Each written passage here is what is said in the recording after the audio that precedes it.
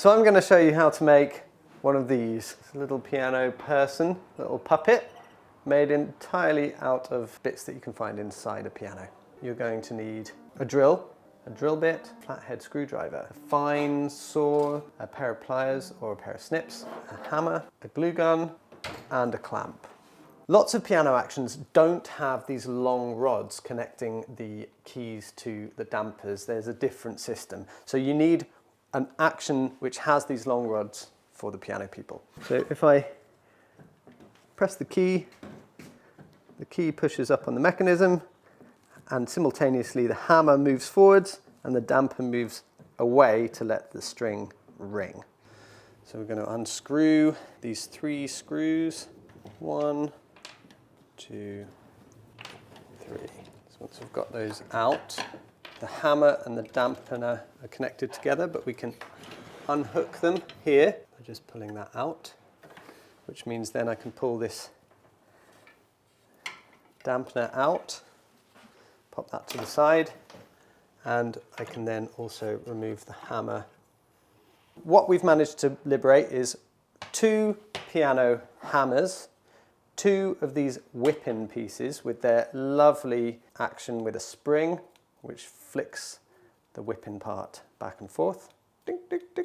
And they're connected to one another with this tab. And 2 of these damper pieces. If I switch one round, they start already to look a bit like a person. Let's go from the head downwards. We're going to start by preparing the hammer. It's a lovely little head. And if we chop the rod off here, then we've got the neck and the head round it. I'm going to pop that in the clamp. Now, in order to make sure that I don't leave any stains on my hammer, I'm going to use a scrap piece of paper. So I'll cut this end off.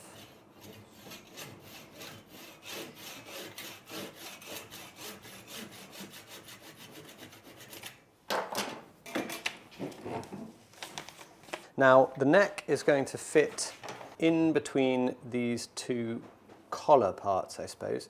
Now in order to fit them neatly, we'll need to make a little dart in the neck, and then it should sit nicely in there.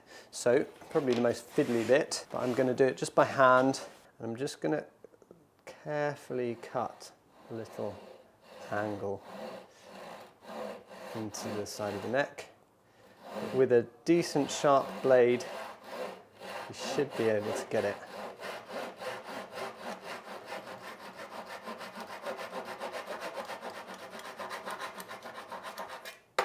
So I'll do it the same on the other side. So that's the head ready. We've got the arms and we've got these hips. Now, piano makers use lumps of lead inside these mechanisms to balance them carefully. Obviously, lead is something that we don't really want to have in our puppets. We're going to tap the lead out. A nice technique that I've discovered is to put something on top, pop that over the top and tap it out. And these ones are coming out quite nicely. Now, these legs of our little piano people are a bit long, so I'm going to get the snips. I'm going to choose a length that I like. Looks about right, so I'm going to give that a snap. So I'm going to get the second leg to be as close to the length of the first leg as possible. In order to give him some feet, we're going to find these pads on the bottom of the whip-in. So I'll undo this tab to remove the rod that holds the hammer and just twist off forward and backwards and you pull them off. So that's going to be little piano person's booty. And we have 2 little booties go onto the bottom of the piano person's legs. To do this, you just need a drill bit, which is roughly the size of the rod. It's about 2 mil, I find. I'm going to use the trusty old cordless drill. I like to use a hand drill. It's very possible. It's particularly good if you are a small person to use the hand drill. And what we're going to do is put these 2 little booties again in our clamp.